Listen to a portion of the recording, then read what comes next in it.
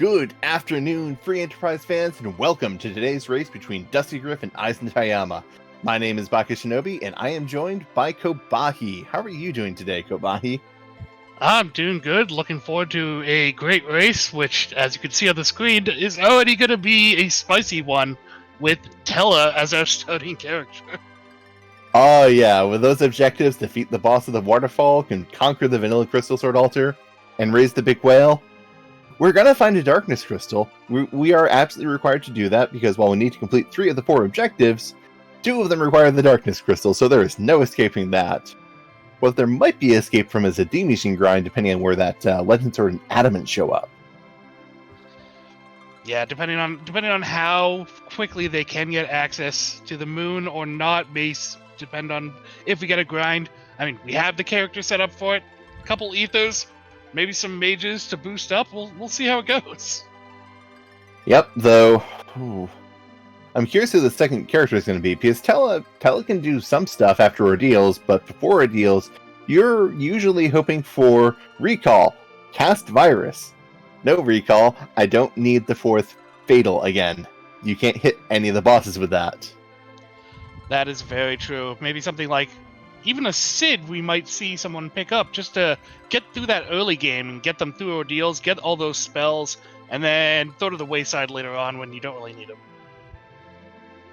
Yeah, Sid is such a great early game character. I most certainly would not be opposed to seeing a Palom early because one fight, he's got tier 2 spells, he comes with Bluff, which lets him go and increases magic stat in combat, and you can just go and really cut through the overworld with that kid.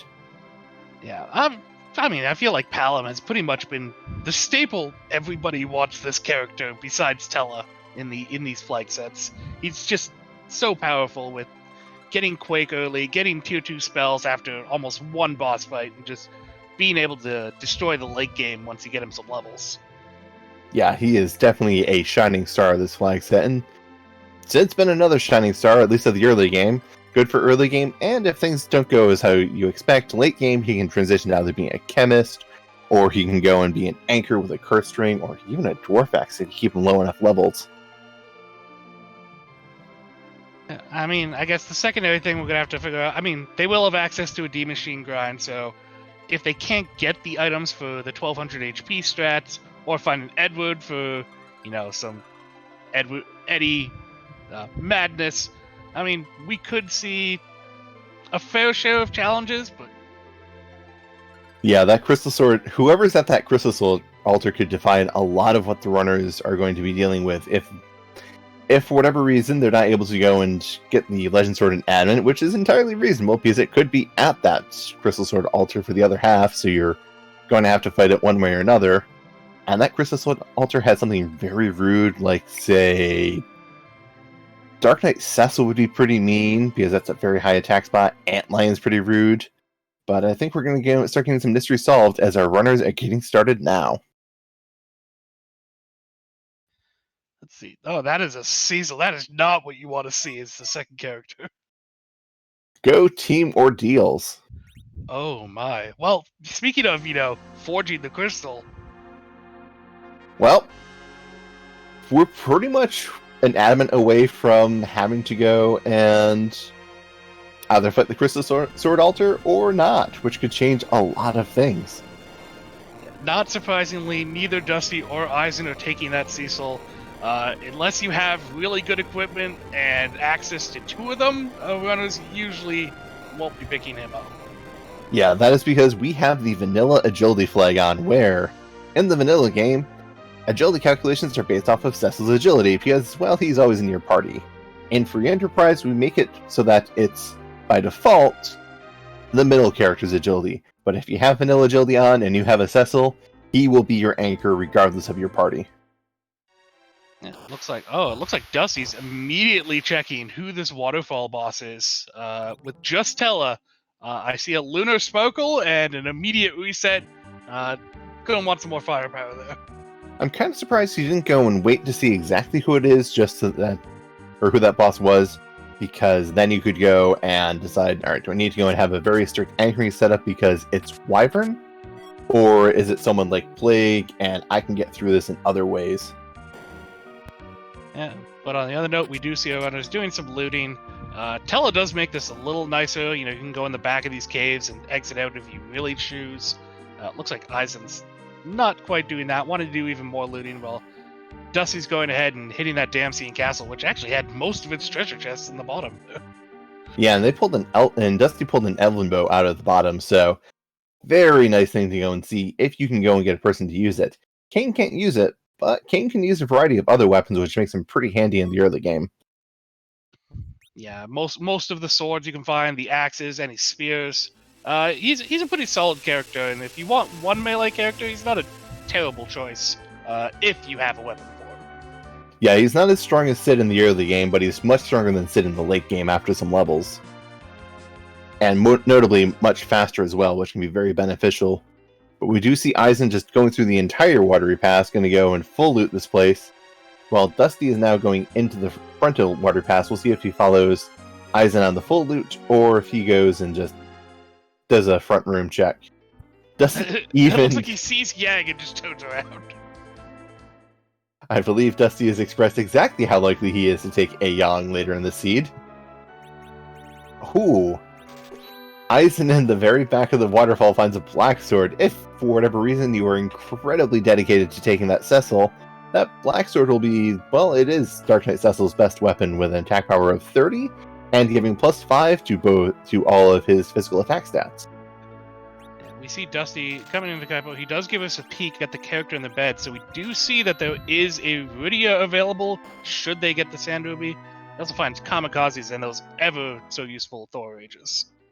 Yeah, those Thor Rages are very big. There are two bosses that you really like to go and have those Thor Rages for, Kenazo and Odin. Both of them, while they're weak to lightning in certain times, can be defeated in special ways, or more to the point, Odin can be defeated in special ways with a Thor Rage, and Kenazo can be prevented from just completely running over you with a Thor Rage to dispel waves. So, interesting on Eizan's side, he actually takes the cane and doesn't take the Palom from Mysidia. That is very interesting. Palom is one of those characters who, early on, if I'm desperate, I will even let Palom clear Antlion Cave for me because he is just that good. As we see, Dusty takes that Palom. He doesn't want a second cane right now, but that's a little understandable. But it'd be interesting to see what Eizan's planning here, not taking that Palom. Maybe considering if things are easy enough, he can slingshot him and get nuke later a little easier, considering he does have that Tella early on. I would not be surprised. I would feel pretty comfortable with just taking a Palom and one other character who can go and survive Big Bangs to the final boss, to Threemus, to just take it out that way if I can't find any additional Black Mages. And it is noticeably faster to go and slingshot a Black Mage from base level or level 10 than it is to try and go and just to either set them up mid-game or level them all the way.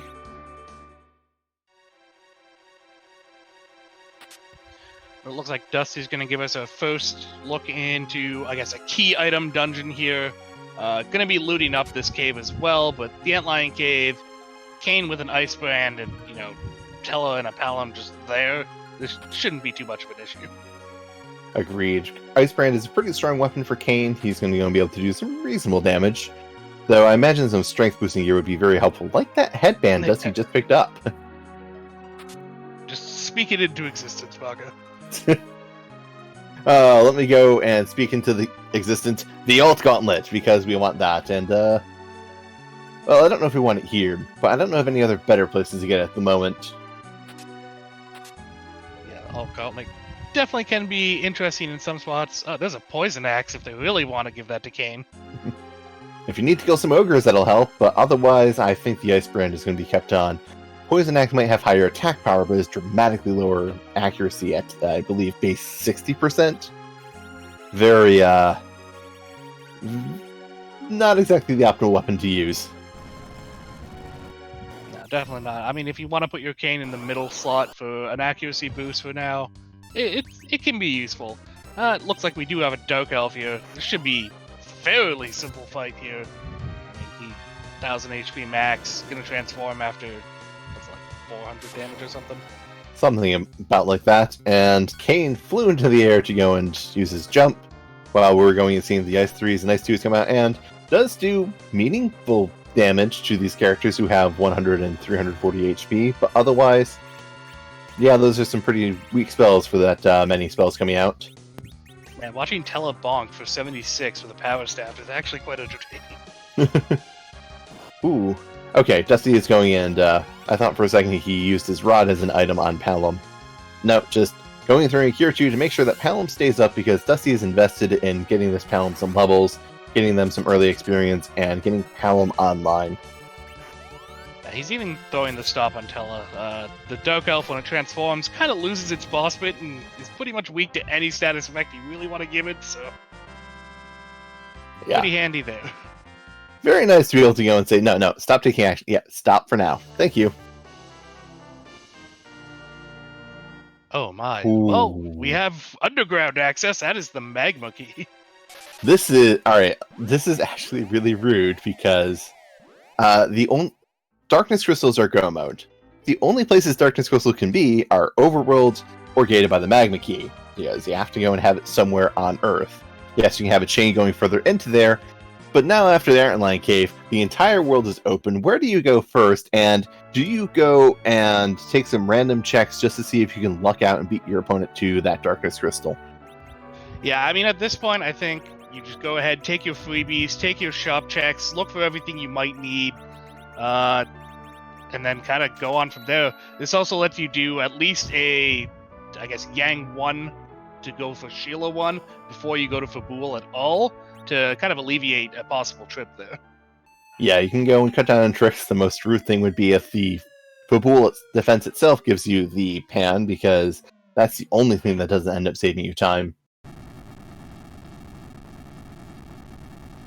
Yeah, but I feel like we'll probably see maybe some shop checks down here, then probably into the Feymarch pretty quickly. I think you're very correct on that. I believe our runners are going to want to go and hit that free item in the Feymarch as soon as possible. Eizan going straight to Egger, as well as Dusty is finished their shopping in Egger and is throwing the magma key down the well.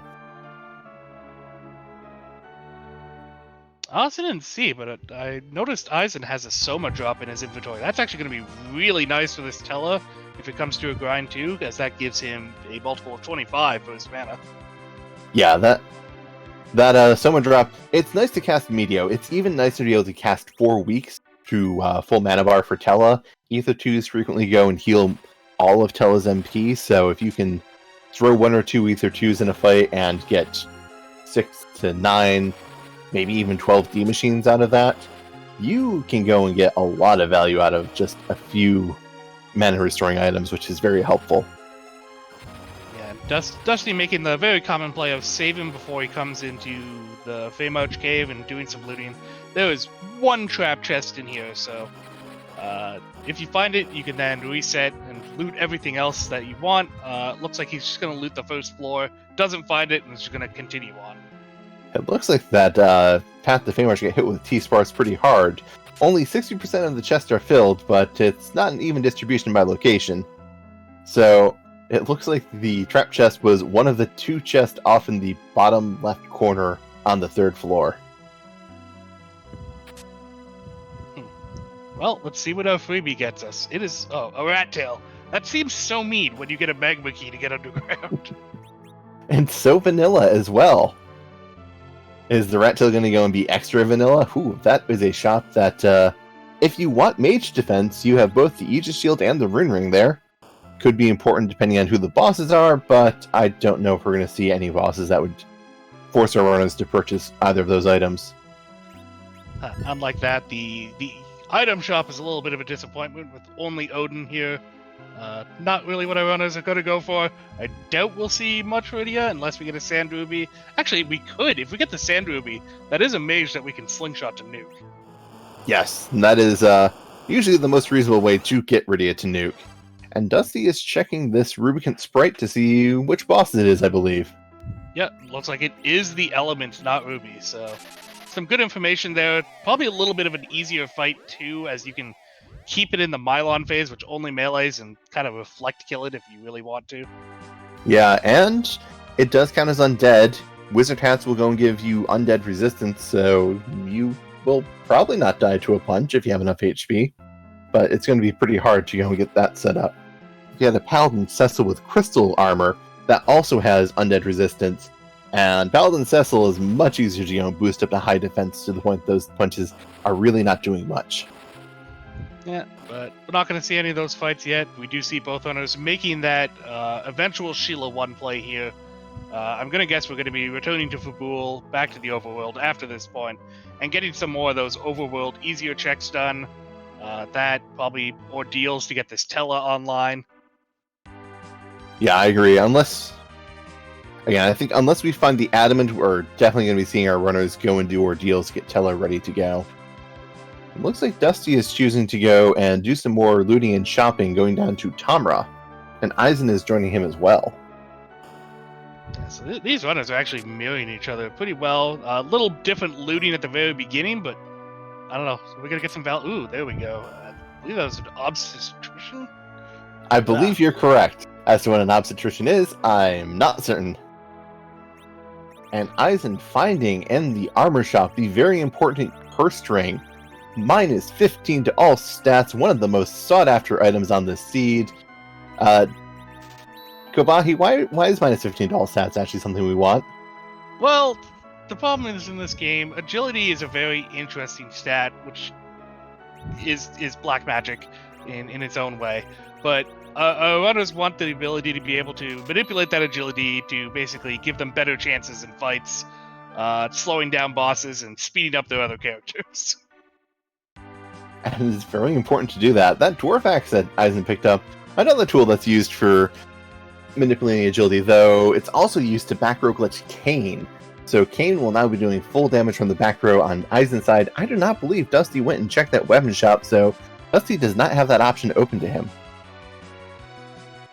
No, it's definitely a slight advantage to Eizan for the Kane, although I don't think Dusty's as much worried about Kane's damage with having that Palom. He's just using him early to get those spells.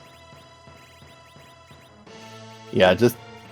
Oh, that's a nice shop. Life potions and cure 2s. I like all of those things. Although after spending a lot of stuff, selling a lot of things to get that coast ring, Dusty doesn't have that much money left at this point, so... Yes, I wonder if Dusty's going to be making a second trip to that shop after if they get the pan and have to come back here. It's quite possible. Looks like Dusty's going to turn in Sheila 1 before he actually does the Fabul defense here. Maybe he wants to see if he gets, I don't know, Darkness Crystal at this point would be the only thing I can think you're really fishing for. That is my guess as well, because I'm pretty sure Dusty wants to go and cut down on any check he can avoid. Just getting the spoon from the Sheila 1 check, so nothing terribly important. And then it's probably going to be going into this Fabul defense.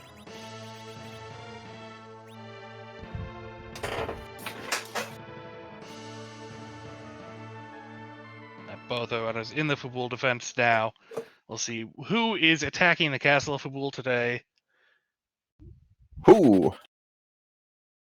Odin coming out to go and Odin decided, no, we're not sending the army to do this today. We're doing it ourselves. So, Eizan throwing a Thor Rage with Tella. Is that even much better than just using Lit 1 by itself? Maybe marginally, because maybe it has a higher base attack power, but I can agree that is...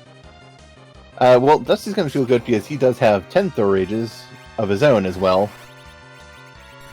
Throwing them with Kane as well.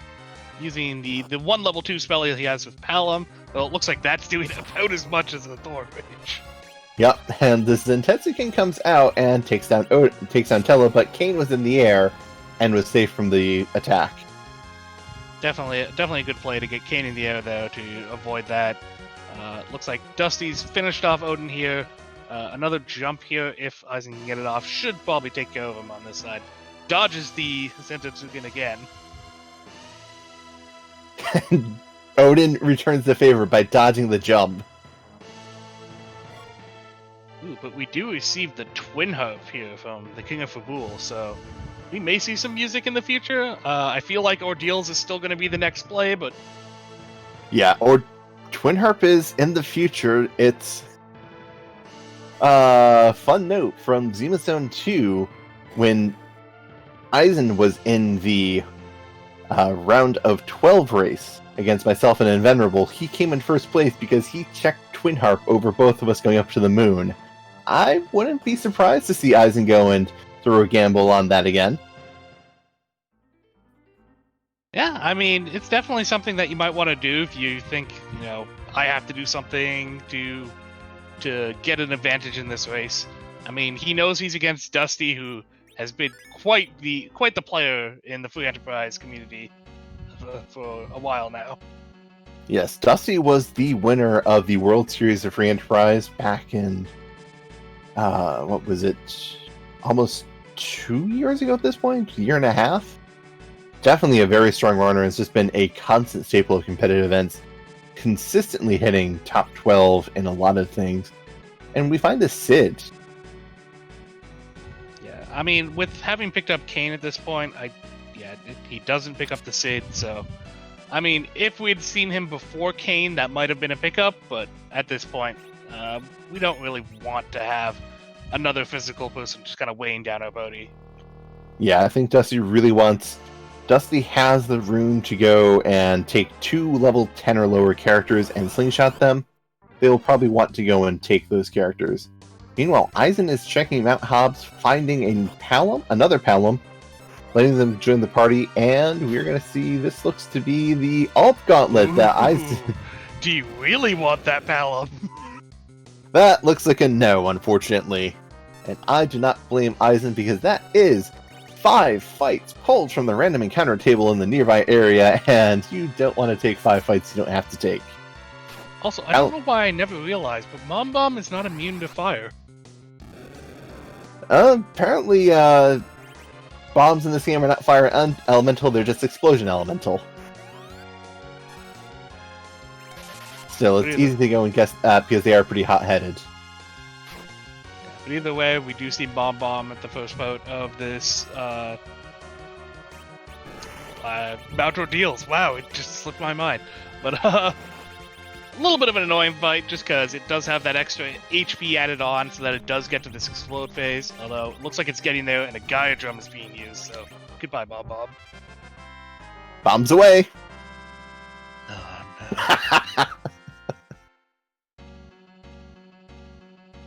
And in this brief moment, I would like to go and say thank you to our restreamer, Oscar24424, for going and giving me the opportunity to serenade you all with these lovely puns, in addition to thanking Cosmo Morpheus for going and doing the tracking for us today. And thank you, Kobahi, for joining me. Well, on the other side, Eisen has taken that Sid, so he now does have a Sid and a Kane in his party. No black mages, besides, the sage that is Stella, I guess. Yeah, this is going to be interesting, though. Eisen does have more options open to him in terms of melee fighters. Definitely going to go and be able to tank damage better.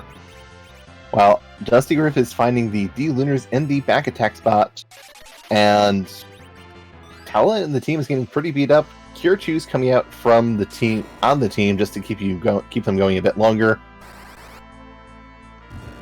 I mean, this spot is definitely a little fast, so D-Lunars, if you're not really prepared for them, can get a lot of abilities and attacks out on you.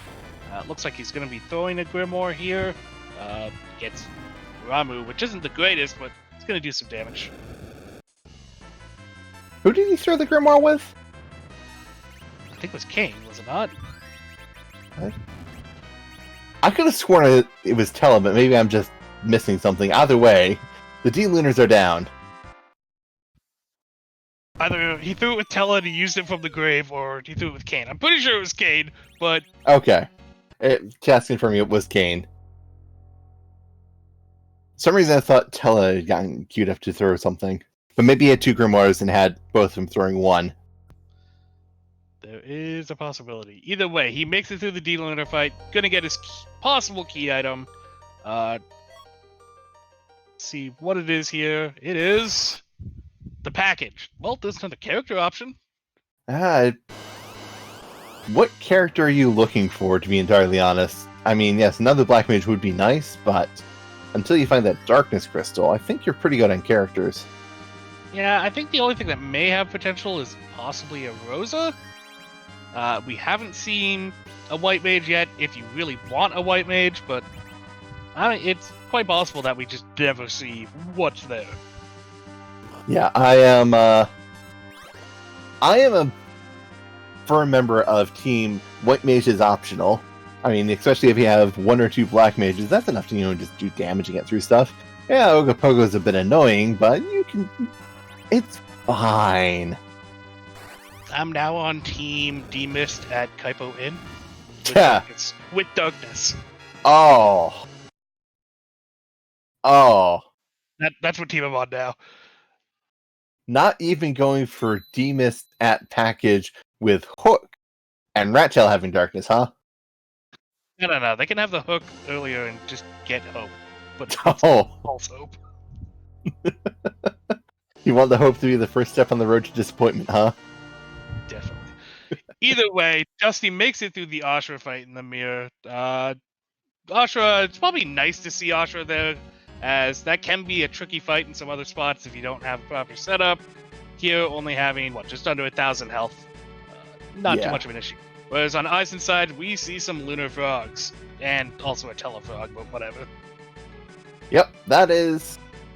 If you go and endure all of the attacks from the D-Lunars without attacking them yourself, throw up some walls, the D-Lunars will eventually cast Breath. And you can reflect the breath back onto the D-Lunars, and it will go and turn them into cute little toads.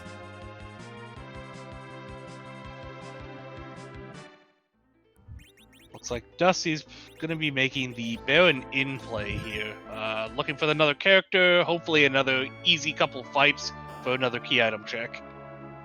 Yeah, although, and first.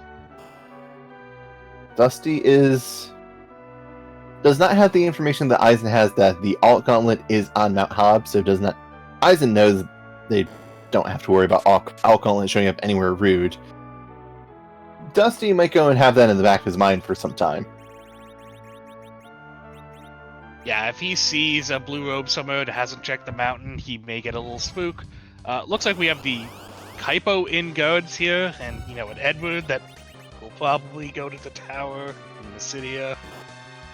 Yeah, that Edward is probably not getting taken, but yeah, unless we find the Adamant, I don't think that Edward is going to go and play the Seed as one of the other fights where, actually, there is one other fight where Edward could be very critical. If we have to deal with a very rude Dark Knight Cecil somewhere, then maybe you take Edward to go and just avoid having to deal with the HP, but I realize at this point we've seen the Feymarch bosses, we're not going to go and get blocked by DKC guarding darkness anywhere. Yeah, it looks like we have Rubicon in the second spot here, in the Baron Inn. I believe Kane still has that Ice Brand equipped. Maybe not with only 400 damage, though. Oh, I believe Kane does have the Ice Brand equipped, it's just Rubicon doesn't set that he's weak to ice or absorbs ice until he opens the cape. And then when he closes the cape the first time, he sets he absorbs ice. Interesting. Oh, well, looks like that is a timed ice 3, and goodbye, Rubicon. His cape is open. He just left himself incredibly open to that attack. And our reward for that pun is a glass hat. a fitting reward. I mean, maybe you want to make sure someone... I mean, that glass hat could keep Tilla alive if you want to take out elements in Feymarch early, but that's taking out elements in Feymarch early, and that's not necessarily what you want. And I mean, looking at what our runners got, what their levels are, we might be seeing a Twin Heart play. It's maybe a little more likely from Eizan with the double physical fighter, but it looks like Dusty might be heading that way. Dusty does seem to be landing in front of Toria, does seem to be walking into Toria Castle. Maybe checking the open treasury? Yeah, it looks like he's going to be looking for a little more loot here in these two spots that are available. Not a usual play, but if he feels like he needs maybe either a little more money for some of those items he wasn't able to get. Oh, wow. That... Yep. That was an open treasure, all right. the guy had is at least the best stat boosting helm for Palom, giving 3 to each stat, but it's not, that is not what you want to see when you're looking for going out of your way. No, definitely not. I've seen Silkwebs in a shop right after, spending what little money he had left. Definitely a useful item, but when you see Starveils in the shop right after, you're gonna have to sell some stuff here. Yeah, that's, might...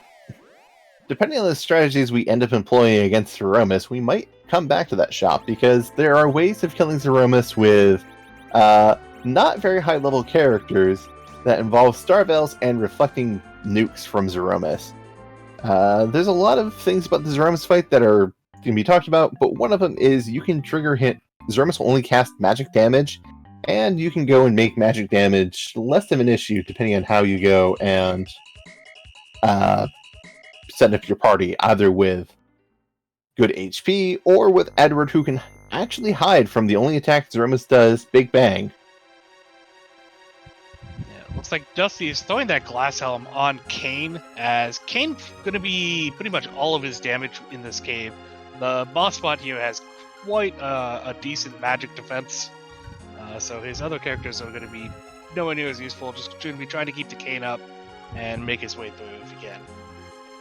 And committing to this check, which I do agree is probably the best check open to dustygriff, as doesn't really have a lot of experience, doesn't have any good way of getting more experience for the Dwarf Castle fight.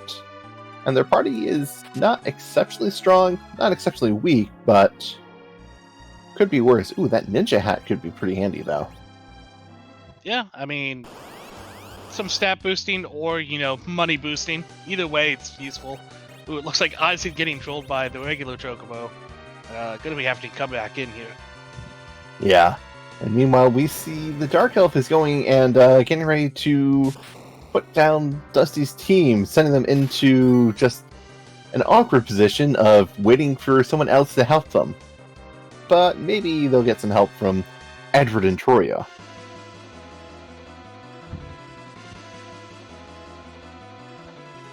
Yeah, one of our fan favorite flags here. We will be getting some interesting music from somewhere, but we'll be quiet. What good? Somewhere.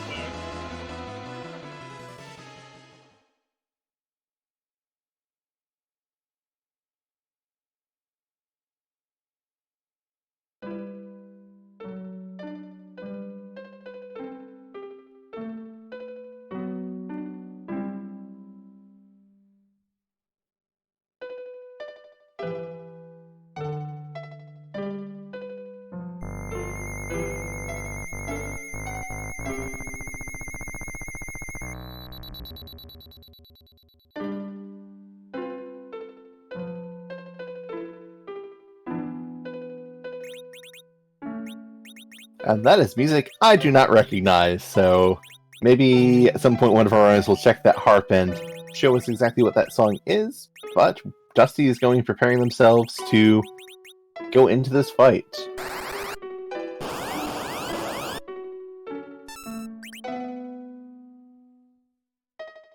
Oh, and this is the freest fight in the game. This is King Queen Evelyn.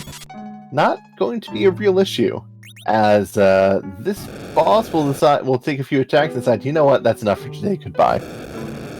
Yeah, I mean, not the worst place in the world to see this with the pony in the state that it's in, making it free for both our runners here. So basically, just a free key item check after they, fire up your team a little. Yeah, gotta get them nice and warmed up for the fights ahead.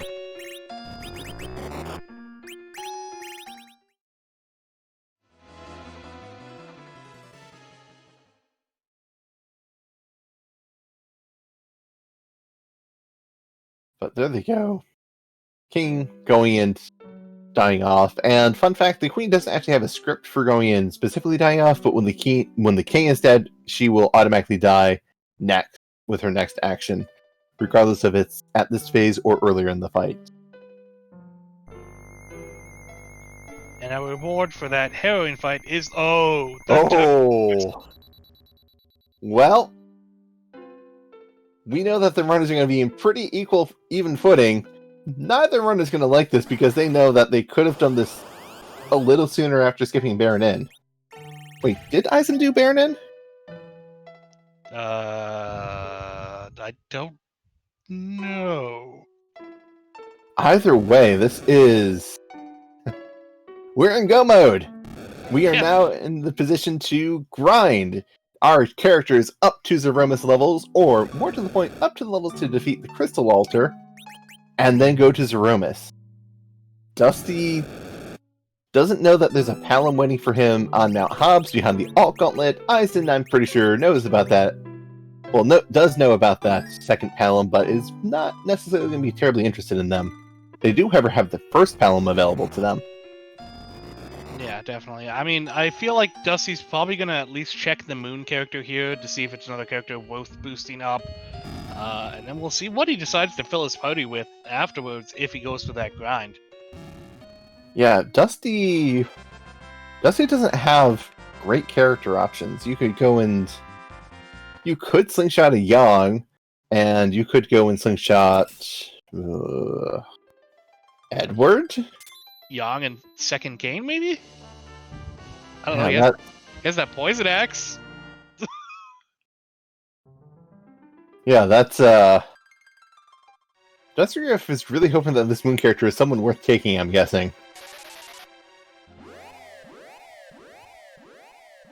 I do not believe our runners will be interested in slingshotting Cecil, because if you slingshot Cecil, you make the rest of your characters really slow, and you don't have a great weapon for Threemus. Now, if the Crystal Sword Altar has a vanilla Crystal Sword, then that is a Galaxy Brain play.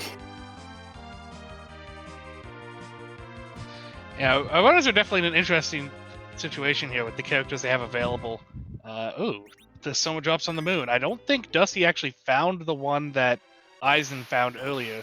So it looks like he's going to sell some stuff off to buy one for Estella here.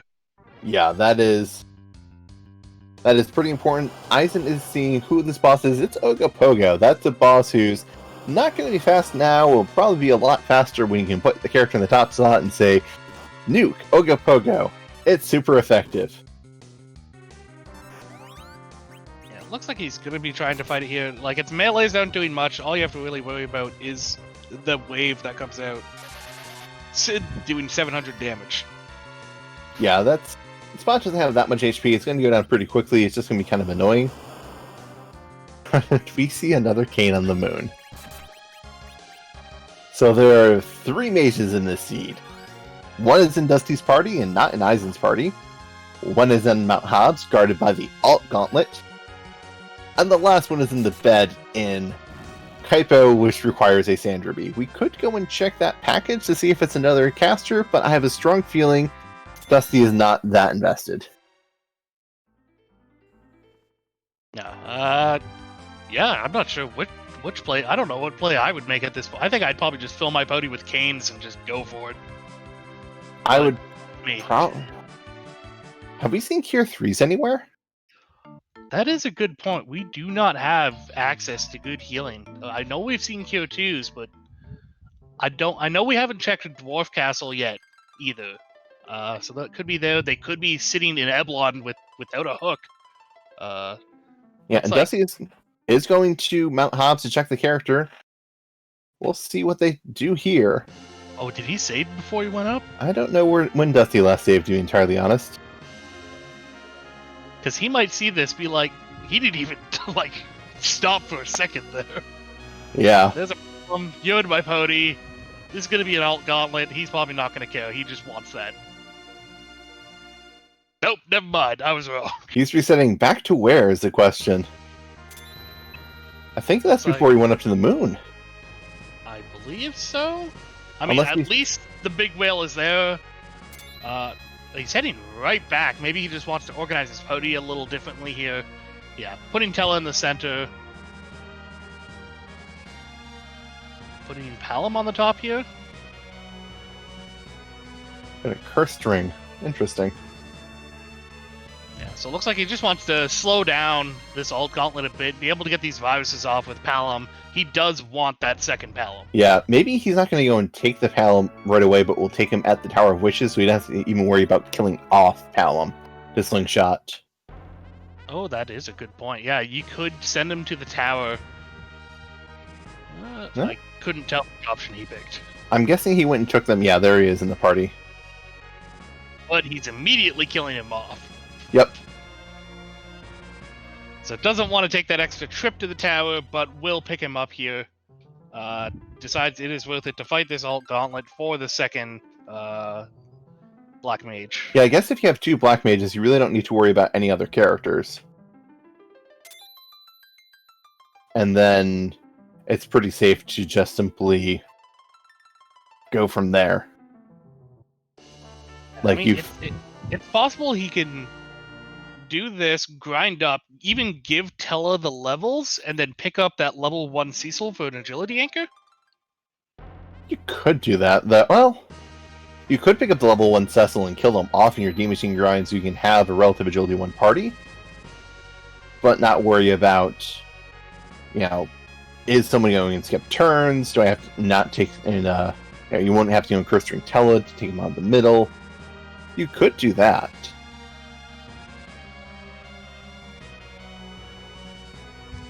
But either way, making quick work of this alt gauntlet. This area itself is not very high level, so pulling monster formations from this area, they're going to be pretty easy with a virus throwing kid.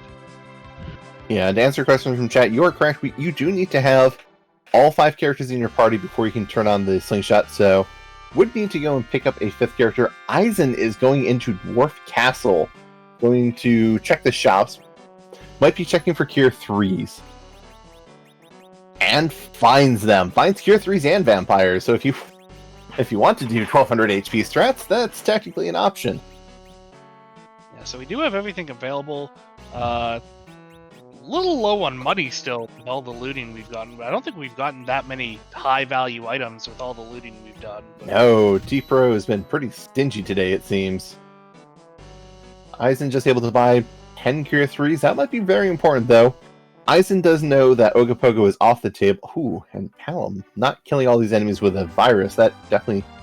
Or maybe it was Tella? That was actually Tella. Palom didn't have enough MP to start that fight, to cast the final virus that he needed, so...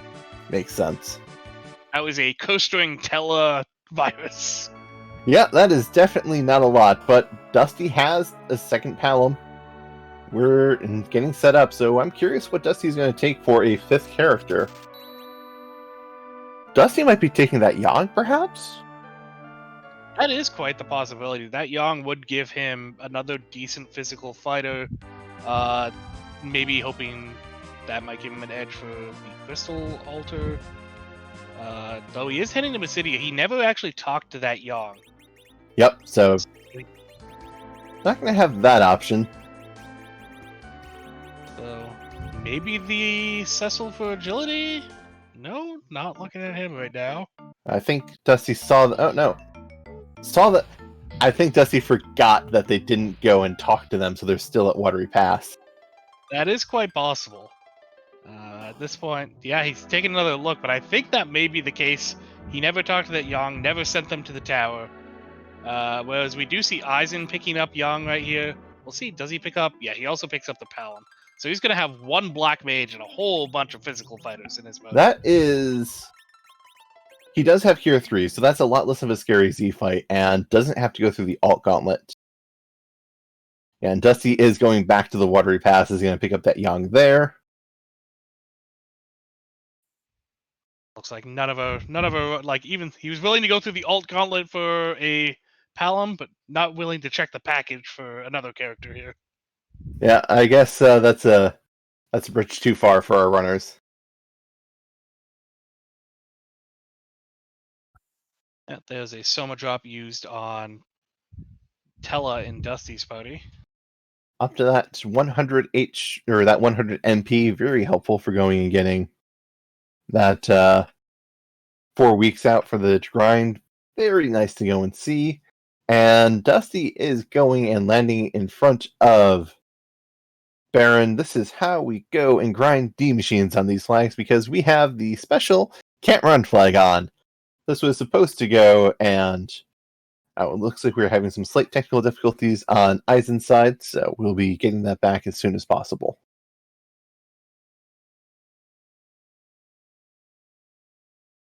But as I was mentioning earlier, we do have the E can't run flag on, which was supposed to make getting D machine grinds a lot less reliable and a bit more tricky.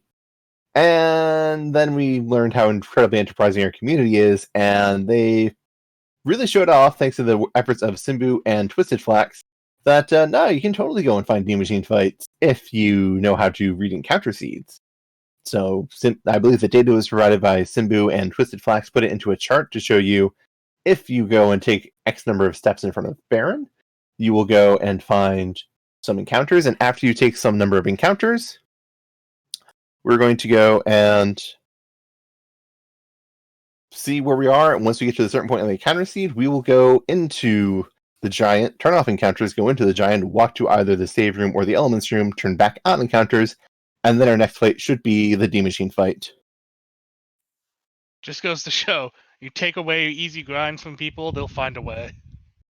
Yeah, our community is nothing if not dedicated to discovering the optimal way of going and getting our experience.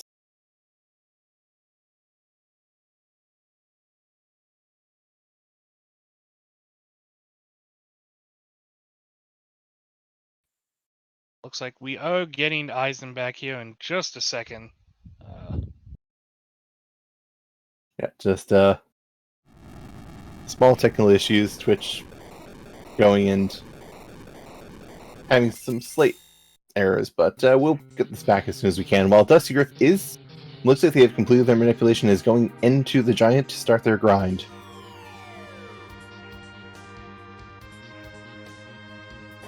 And Eisen is also, looks like in the meantime, has gone and completed their manipulation, is starting their grind as well. Yeah, so, I mean, this is still a very close race. I mean, Eisen has already defeated that Ogre, but I mean, once Dusty gets some levels, it's just going to be going in there, punching it once, and it'll fall over. Yeah, that's going to be a short fight, but it is a fight that Eisen's done and can just go straight to the moon, while Dusty is going to need to take some time to actually go and do that fight. So that's going to be some time for them to go and lose. But Dusty does have double Black Mage, double Nuke is going to be a bit of a faster Threemus fight, and could be a faster fight for whatever is at that Crystal Sword altar. Yeah, we do see Dusty gets the back attack draw on his grind fight. Still executed. Still, this might come down to who can execute this grind better. Yeah, I do believe that's going to be pretty important. Dusty is almost guaranteed to need to take a total of 11 D-Machine summons and life glitches to get their second Palom up to Nuke, if I'm guessing correctly. Well, I guess Dusty doesn't have Cure 3, so I do not think Dusty would want to go and attempt a Threemus fight with only one source of Nuke. They would much prefer to have two sources of Nuke. Yeah, that is very true. It'll be interesting to see if he lets Tella get the levels or not. I mean, he does have the Curse String to slow him down, but yeah, it'll be interesting. Yeah, I agree. Dusty does not have to be as careful about how they're going to go and finish off this fight, because they can leave Tella alive, and Tella will not go and be a huge impairment as an anchor, because you can still slap on that curse string. While Eisen, I think you're right. I don't believe Eisen has a curse string, and will need to be very cognizant of what they do with their Teller or who they kill off at the end of the fight to preserve an anchor.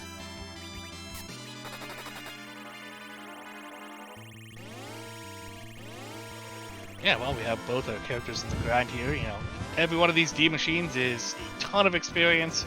We don't have 10 key items here, so we are going to have to be a little longer. But we can talk about what is at stake in this race here. I mean, this is the second match of a best of 3 between Eisen and Dusty. Dusty took match 1, so if Eisen doesn't win this race, Dusty will be moving on to the semifinals. Agreed, but if Eisen does take this race, well, we'll go and have a Game 3, which will I believe be sometime tomorrow, if I am not horribly mistaken. If we have a... Let me go and pull that information up right now, actually. If we do have a Game 3, we will have a match tomorrow at 8 p.m. Naturally, because we haven't made a restream team or commitment to that yet, because, well, it might not even happen, but if it does, be ready to watch it tomorrow.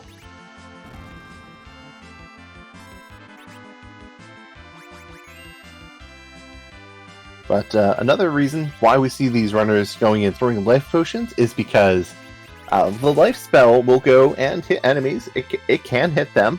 It's not doing much, but it doesn't look like it's doing much, but it actually is. It is trying to bring them back to life. But the way the life spell works is that when you cast life, you can go and get HP back based off of your vitality. It's 5 times your vitality, so with Telly, you'll frequently see him coming back with 1, because when he levels up, he loses vitality and goes all the way down to 1, and will just only get 5 HP when he's revived. Monsters always have a 0 vitality stat, so whenever you revive them, they just instantly die. But we do get credit for them. We see Palom jumping the gun on Dusty's side, sending off that arrow and getting that counter physical attack from the D Machine, killing off his Palom here. Minor hiccup, but something like that might be the few seconds between these runners that might matter. Yeah, that is something where D Machines, as their normal attack, will only use fire, which is 20% fire, which is fire damage of 20% of the character's max HP as damage. If you punch a D Machine, or hit them, or attack them in any other way, they counter with a physical punch, and that physical punch, as you see, really hurts.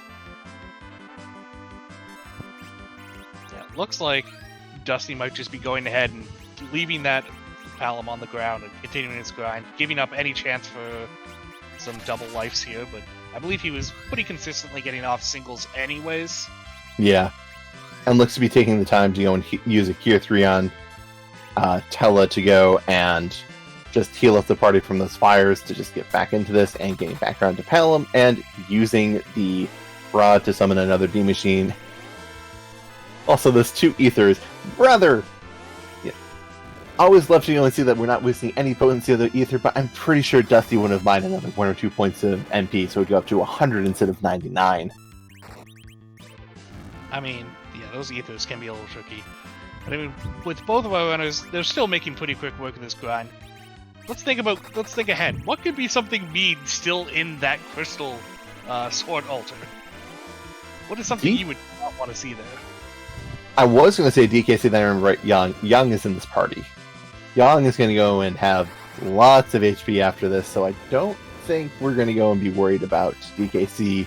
Even if Eizan does a shorter grind than Dusty, who is probably going to want to get both their Paloms up to nuke, Eizan has Cure 3s, Eizan can go and throw Cure 3s on Young and survive a Dark Wave there, so that's not the worst one. Wyvern could be annoying, but I believe we're going to have the agility anchoring tools to get through that, and then it's not going to be too hard for our runners. Golbez could be obnoxious, but the magic power there is pretty low, so Actually, no, I just remembered exactly who the worst person to find there is. Baigen. Yeah, it looks like that's who chat has kind of come up with as well. Baigen being one of those characters that you never really think is too strong until you put him in one of those high physical attack spots, and then he just starts punching. Yeah, it turns out when you have the main body and 2 arms that can all act independently and punch a lot, it really starts hurting, and it will go and be very painful in a party without a white mage. Yeah, I mean, at this point we have Cure 2s and a Tella on Dusty's side, and 10 Cure 3s and a Tella on Eizan's side. Yeah, not the greatest healing in this party, but... Yeah, and... I mean, Quake to get down arms is probably going to be your best bet, but... Every other... You have to go and cast 1 Quake to get down both the arms, and then... You can't cast Nuke directly on the main body because he's casting Wall.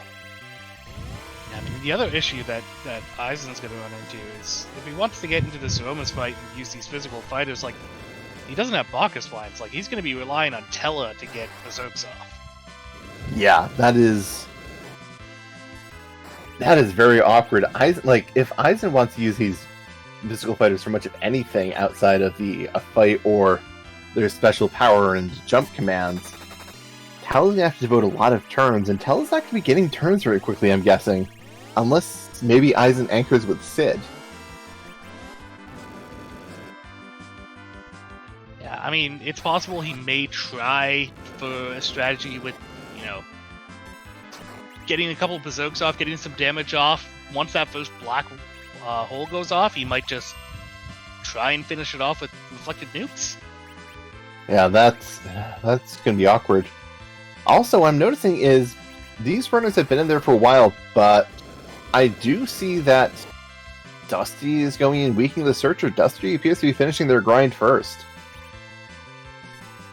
Yeah, that's definitely going to give him the advantage here, especially with his double Palom team. Presumably he counted correctly here. Looks like he's going to use that Kamikaze with Tella to make sure he doesn't get experience and finish off his Searcher. So. Gonna secure that anchor position. The correct amount of experience, 937,000. Palom only needs 900,000 experience in order to go and get Nuke, so top Palom going to get Nuke. Bottom Palom going to get Nuke, and about an extra 10 levels, I think. Yeah, that was 52 levels on Palom. That Palom is now level 62. Yeah, so he's probably gonna be breaking the 2K life mark, probably 21, 2200.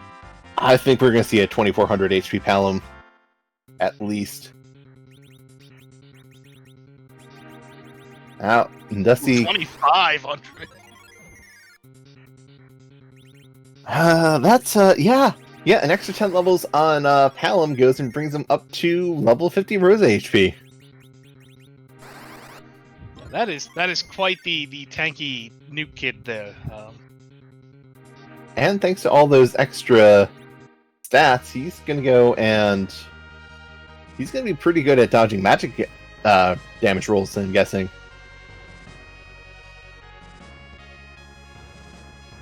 And Dusty is hauling the big whale over to that watery pass.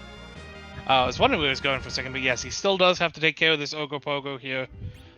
Presumably after this, is going to go straight to the moon, go to that crystal altar spot, and just never leave the moon. I was a little worried Dusty was going to forget to rest before going into this Ogopogo fight, because Ogopogo could still kill him. That is true. If he does get that wave off before he gets any healing in, it could have been an interesting scene, but no, uses up that cabin, gets himself to full health. This isn't going to be done. No, I don't think we're going to go and see much here. Well, that is even level 60 Yang. That is a lot of health. It's going to be really hard to go and for Dusty to heal Yang up to full HP, but... And there comes the double big wave, and we're going to go and see that Ogopogo is probably going to do more damage combined to the team, doing, what, 6,000 damage? Then, maybe Dusty's still going to beat him. It's only... Nuke only needs to do 6,000 damage, so maybe they're about equal on damage, only Dusty had vastly more HP. Yeah, definitely. But does complete that second objective, only needs to go to that crystal altar spot, and... if it's not something completely trolly, I mean, Eizan's still in his grind here. Yeah. Eizan, I'm guessing, might be just over-grinding, because one of the things I learned from the old days of playing what were C3 or C5 seeds, or only 5 unique characters, take them and you'll like it, is if you grind enough, nothing's a problem, even Zeromus. But this is going to be a very, very swole party from Eizan when they get out of there. Yeah, I mean, the other secondary thing is he doesn't have the greatest equipment for... I guess he has a poison axe and an ice brand for his guys. Yang doesn't need anything. Yang just needs levels. Yeah, Yang just needs the just sit here and watch a lot of D-Machines get weaked and punched, and then he discovers the true power was within his fist all along.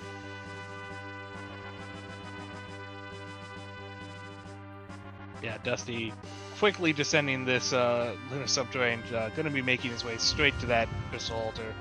We'll see what lies in his path, and then probably promptly gets nuked out of the way. Yeah, I mean, CPU could also be annoying for Dusty because you can't go and direct nuke that. You can go and try some other shenanigans, but with high HP totals, that could be really annoying to deal with. Yeah, still not the greatest healing. He didn't level the Tella either, so I mean, Tella with levels still isn't that great, but we do see Eizan is finishing off their grind here, going and casting Weak on the Searcher and queuing up a punch with Yang, so we're going to see how much experience they're about to get. Yeah, that is true. We did see CPU in the Feymarch. Right. I guess Evil Wall would be very rude here. Evil Wall would probably rival Baigen as the most obnoxious boss. Ooh. Eizan's one-upping Dusty. His Palom got 53 levels. Oh my goodness.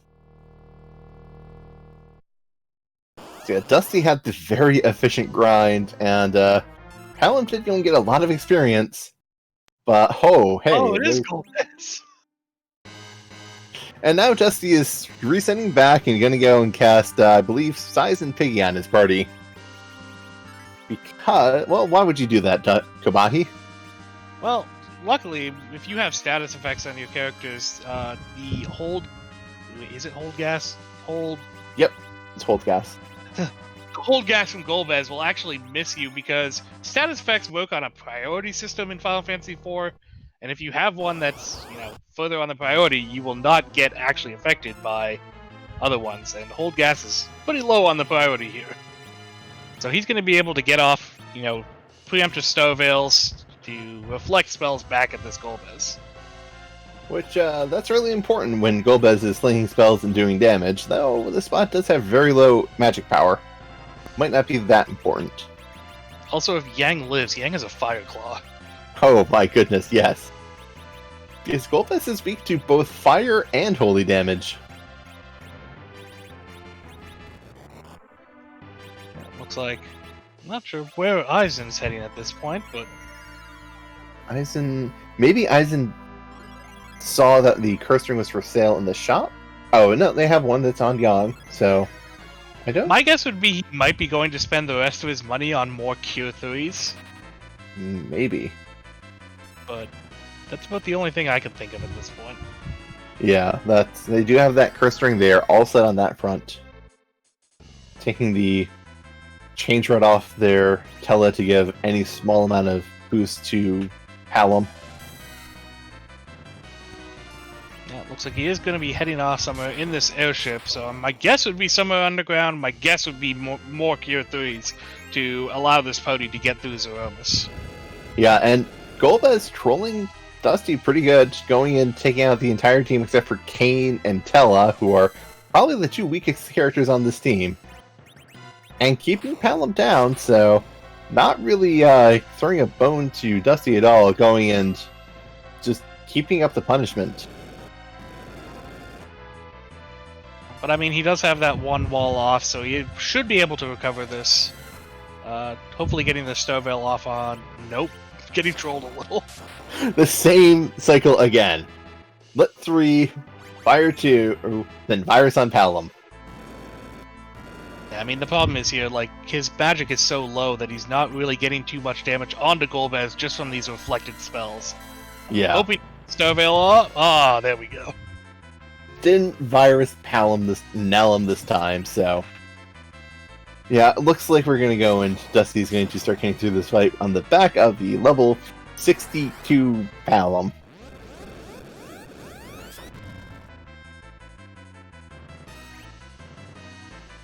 And now the nukes come. The nukes start coming and they don't stop coming. They will stop coming when Golbez begs for mercy. When Golbez runs away.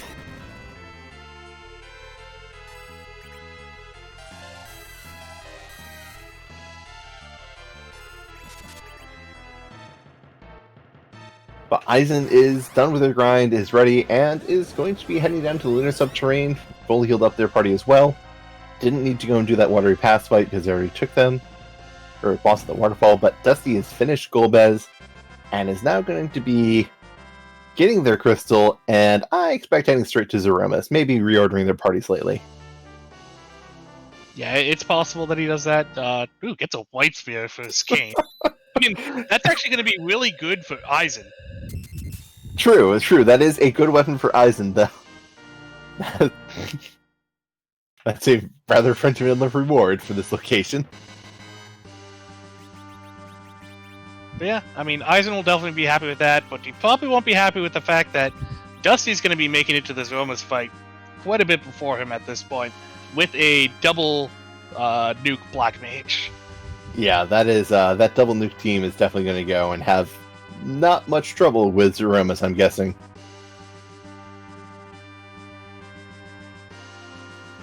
I mean, even if he gets a little trolled and doesn't get the kill within the first, I guess, 2 big bangs, he does have that super high HP Yang to just kind of play medic here.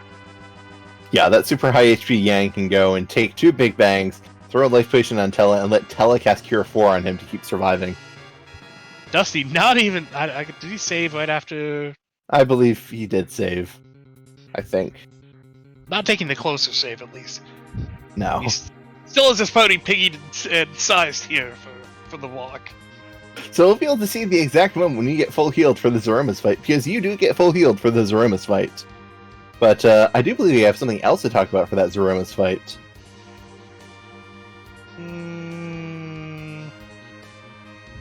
Oh wait, here they come. Sleepy time flags. Time for you to go take a nap, right? Yeah, definitely. No. In the randomizer, we can't really move Zeromus as is. It's very tricky. So what has happened is there was a flag that we put in, and there were over 450 different sprites that Zeromus can have.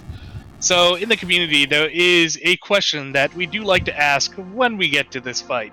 Would you like to do the honors, Baka? I'd love to. Whose butt are we kicking this afternoon? Exactly. Yeah, it could be anything. I know I haven't seen them all. I think everyone has their favorite that they've seen, and that sometimes that favorite gets replaced because they see something else. I agree. What's your current favorite out of curiosity, or do you have one? I'm not really sure.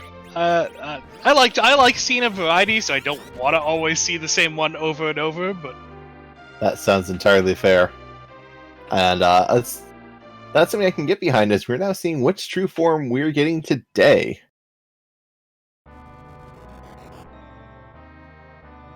And Eizan did have much better luck getting through here. Ooh. Eizan had better luck getting through their Golbus fight, but we see Threemus from Link to the Legend of Zelda, A Minish Cap.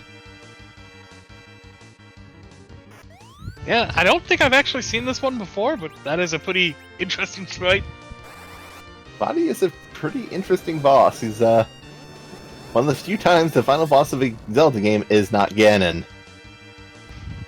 Yeah, as we see, we already throwing those quad 9 nukes. I mean, that was the power overwhelming Palom with 2500 HP. I don't even know if he has equipment on, but he doesn't need it. And Threemus trying to go and throw a spanner in the works for dustygriff, trying to nuke the Palom that does not have 2500 HP, and discovering that's why that Palom's up top, so that they can put a wall up and be protected from maybe getting knocked out. Yeah, we got a jump from Kane for 3000 damage, just for some supplemental damage. That Yang, punching for 1700, just a little bit of extra. Those probably won't be going on much longer, as he does not want to refill Zeromus' HP, which would happen if you damage him at a certain threshold. Yes, after you do 45,000 damage, Zeromus will go and set a flag to make their next counterattack to direct damage to refill HP. Though, technically at this point of the fight, Zeromus hasn't done that yet, hasn't had the option to change their counterattack, because Zeromus doesn't do that until they do their first big bang. I don't know if it's Q or the exact timing of it, but you can HP refill skip Zeromus by just doing 61,000 damage before he can get a big bang off. Yeah, but as we do see that big bang come out, this is going to be a nerf big bang. Tella's going down. The rest of it doesn't really matter. Just going to continue throwing these nukes out, and Zeromus shouldn't be long for this world for Dusty here. No, Zeromus is not going to go and have a good day. Zeromus is seeing that Dusty has the better nukecasters on his side of the field, as his nukes do much more damage. We do see Eizan making his way down to this final save point. Going to be heading into his Zeromus fight as well. Yep, saving, not doing any rearranging or changing for the party, but heading into there a good number of minutes after Dusty, as Dusty has been in this fight for a little bit of time now, and I think Dusty's counted out the damages, pretty sure. That's the flash. That is Zeromus going down. dustygriff taking first place and taking the series, going 2-0 with an official time of 1 hour, 6 minutes, and 50 seconds. GG's dustygriff. Let's see if we can get... Yeah, definitely a well-played race by him. The second Palom behind that all gauntlet paying dividends for him here. Yeah, that double nuke is a very safe Zeromus fight, especially when you have one who's consistently doing quad 9s. And we are joined by dustygriff, the champion himself. GG's Dusty. Hey, thank you, GG's. Well, I guess the first question I have for you is, what made you decide that it was worth it to sit through the alt gauntlet to pick up a second Palom? At that point, I hadn't seen Cure 3s. I didn't know where a good white mage was. Didn't really want to go looking for either, and saw Palom, and I was like, well, I can either go looking for other stuff, or I can just commit to the double Palom, which I know will get me through. I didn't know it was that crystal spot on Moon yet at that point, so I kind of wanted to be able to set up a Palom for Slingshot and kind of do power overwhelming and all that sort of thing. So I just set it up so that I could get that first turn virus off, and I thought it ended up pretty fast, as much as it was a bit of a time sink and felt a little bad. It felt better than going searching for something that may not have been there. That certainly sounds pretty reasonable. And as a hypothetical situation that I'm a little curious about, if you had found the adamant on the overworld in addition to that legend sword, would that have changed your Zeromus plans? That would be interesting, yeah. That's a good question. I may have went for more low level strats at that point then. Get those Paloms just enough levels to get the Quakes going, and then Yang and Kane would have enough HP to survive Big Bang, so then I probably just wouldn't have done quite as long as a grind. Done a bit of a grind probably, but just enough to get to that point. And maybe I probably wouldn't have bothered with the second Palom, got the Sid instead or something. And then did just the low level strats, because those are... Eddie was available too, but I think I just would have went for low level because I find they're quite a bit faster. And yeah, I think that's how my routing probably would have changed in that situation. That certainly makes a lot of sense. But how are you feeling when you saw those objectives and that Telestar? Felt like a lot of deja vu from my first race with Eizan, which was also super speedy. I think the first race with Eizan was the fastest table seed I've had yet, and this is one of the fastest other table seeds I've had as well. So yeah, jetty sort of seeds, as much as these weren't like straight up jet seeds, I wouldn't say. This one at least. And even the first one, not so much, because we end up with like 10 key items and stuff. Seeds that kind of make you have to go pretty fast through them can be fairly stressful, but I don't know. I felt pretty good through this whole run. Felt like it was, maybe I was playing a little too lax at points, but didn't feel like my play was like bad anywhere. Didn't have any bad wipes that felt bad or that sort of thing. So no, it felt pretty good. Definitely sounds good. And I am curious, when you saw that darkness was that twin harp that you got from defending Fabul, did you have any panic of maybe you were behind, or do you think this was a check that, okay, probably going to be delayed a little bit? I felt like it was exactly what Eizan would have also done at that time, which is a good feeling to have. I've raced Eizan a lot. Eisen's an amazing runner, and I have a pretty good feeling of what he does in certain situations. So it actually felt quite good to get it there, because I think all the other checks I did previous to that, he would have also have done. just because they were fairly logical and what made sense at the time in terms of like how strong your party is. The only toss-up I say that would be there would be the choice between Magnus and doing Dwarf Castle. And that was kind of the question mark there, but I didn't even have Quake. I don't think I even had Virus on Palom yet, so Dwarf Castle was kind of like it's not really a good check here, and I also don't think Eisen would do it. I think he'd go Twin Harp, so I felt like I was playing most of the seed pretty efficiently, so I felt like doing... Sometimes it's good to not do what you think your opponent's going to do, and sometimes it's good to do what you think your opponent's going to do if you think that you're playing the seed fairly efficiently. That certainly makes a lot of sense. And you have gone 2-0 so far in this series. You're going to be facing off the winner of the Darkness group.